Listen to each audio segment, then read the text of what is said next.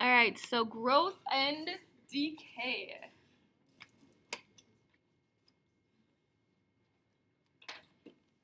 So we got growth and decay. We're going to take a look at a stat box here. We're going to do this problem. Okay, I was just wondering if I had to get, wait, is that all I know? Yep, it took, well, I wrote kind of big, but I took me a page, but it might not. Okay, because I just wondering if I had to get. I would not say so. Okay, so get your stat box. And then we are going to talk about growth and decay.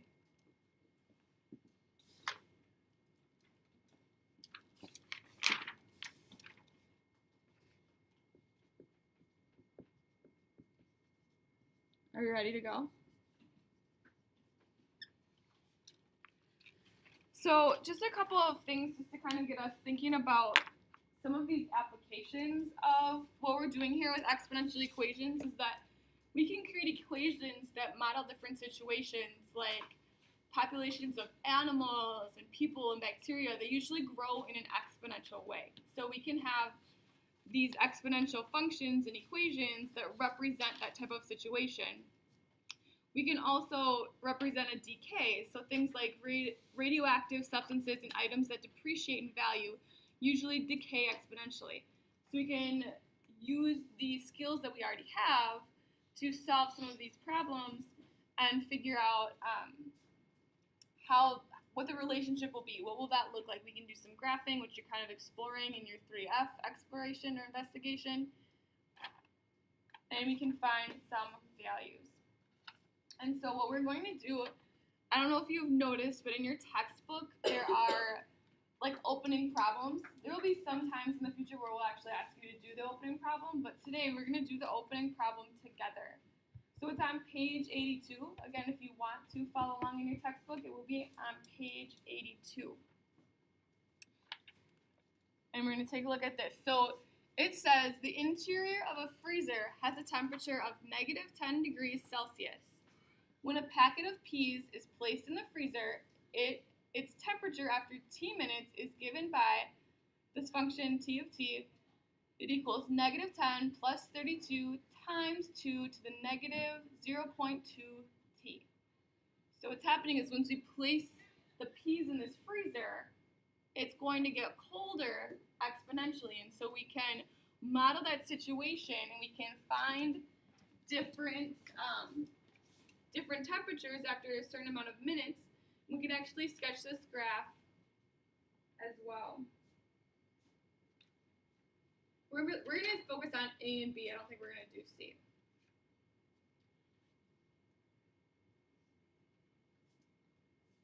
So when it says, what was the temperature of the packet of peas when it was first placed in the freezer? What do I put in for the time, T, when it's first placed in the freezer? 0, because no time has passed. So what I can do then is I'm just going to plug in 0 for T for that first one. So T of 0 equals negative 10 plus 32 times 2 to the negative 0.2 to the 0 power. So I just plugged in 0 for T. And I like to see what I can do without having to just plug it all into my calculator, just because so many mistakes can happen just by like typing something in wrong. So I like to do a little work by hand. What's negative 2 times 0 going to be? 0. So that's going to be 0. I've got negative 10 plus 32 times 2 to the 0.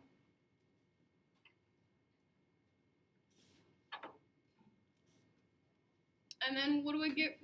Anything to that 0 power, what's that going to be? 1. So I've got negative 10 plus 32 times 1. So I just end up with negative 10 plus 32, which is 22 degrees Celsius.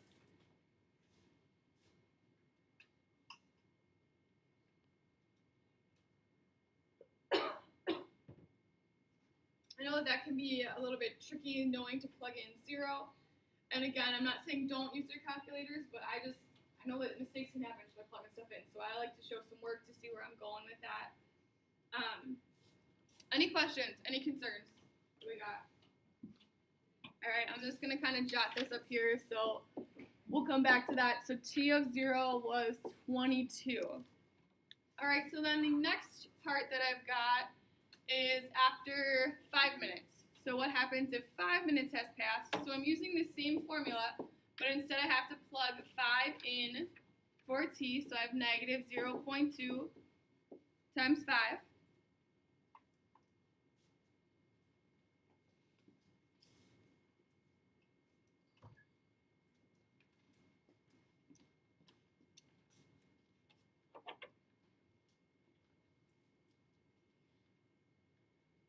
What happens when we multiply negative 0.2 times 5? But just do that exponent. Yep. Pretty close though. Yeah, negative 1. So I have negative 10 plus 32 times 2 to the negative 1.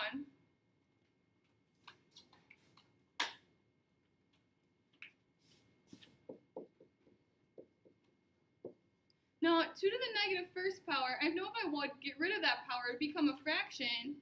So that's actually 1/2. See, some of this stuff isn't quite that bad with the math that we've got to do here.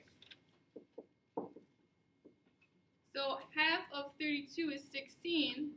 So negative 10 plus 16 gives me 6 degrees Celsius.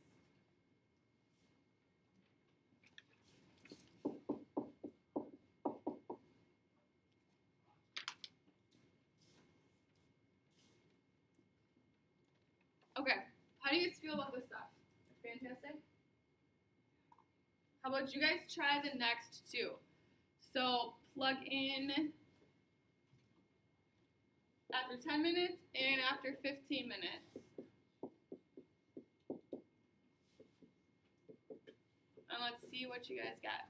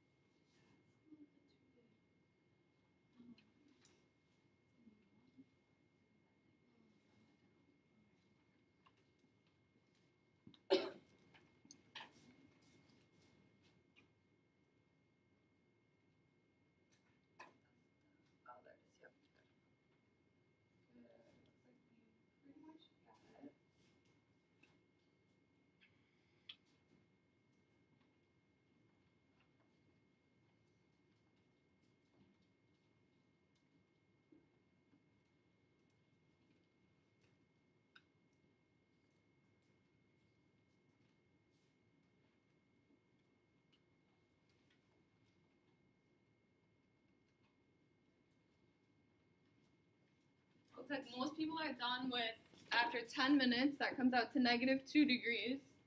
We got some people still finishing up within 15 minutes.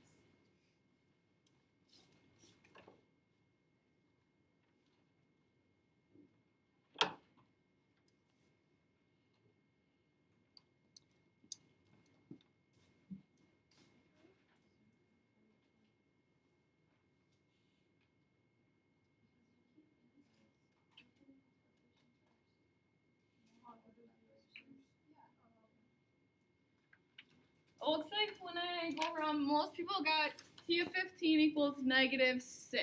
So if you're having some issues, just make sure you call me over and have me take a look at what's going on. It's usually something really small, like some small adjustment, whether it's like order of operations or just remembering when you have that negative, what happens there, something small. So now, if we are to graph this, so we can just do a sketch. So one thing I'm thinking is that, usually our input values go across the bottom. So these would be T. And then I would have the time, or not the time, the temperature. All these T is T for temperature and T for time. Going up and down.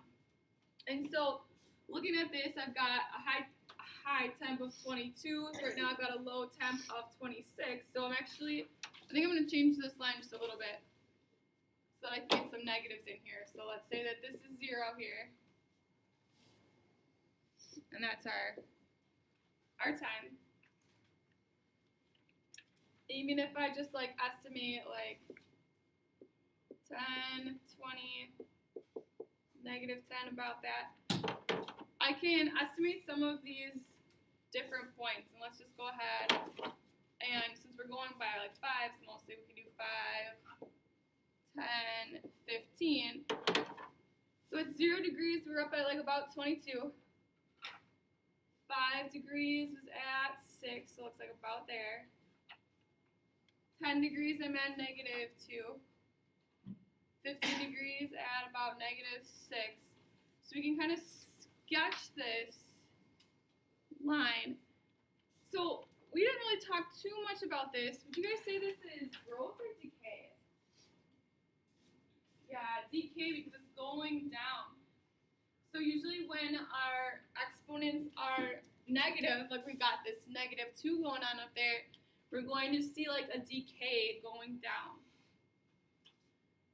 Now, I know I said we were not going to talk too much about 6, but you guys might be able to, if you finish that investigation, if you guys if you got to the part with the asymptotes in the investigation, then you might notice that we're never going to quite get to negative 10. There's going to be an asymptote according to that function where we'll get really close to negative 10 but not quite there. Okay. Any questions about this stuff? We're going to use this stuff more next chapter too. When we work with logarithms, we can do even more with this. It's kind of since we can only work with exponents, we can't take it that far yet, but we'll use this stuff and expand on it next chapter. So make sure you get a good foundation now. So in your stat box, just complete this sentence because this always seems to stump people when finding the initial amount or temperature or whatever. No time has passed. So what does that mean? What do we do? Yes, you start at 0, you plug in 0, you put 0 as the input, whatever makes sense to you. And then, maybe not in your stat box, but actually, I'll write this on the next slide. There's a question that kind of makes you kind of go back to some percent stuff in algebra, so I wanted to put a formula on the board for you guys for that. So there is a G1, G2. I'm pretty sure G1 is growth and G2 is decay, but all the same kind of stuff. There is a question that asks about percent change, and I'm a proportion lady, so I always use change over original equals your percent over 100. So just jot that down. Just kind of a little reminder of some stuff you did a long time ago in algebra. And it's only one question. Definitely, if you're stumped on it, come back tomorrow and ask me about it. I'll leave this up and I'll open up the computers and then I'll take out your 3C quizzes. So like whatever you want to do, just work on math, get that stuff going today.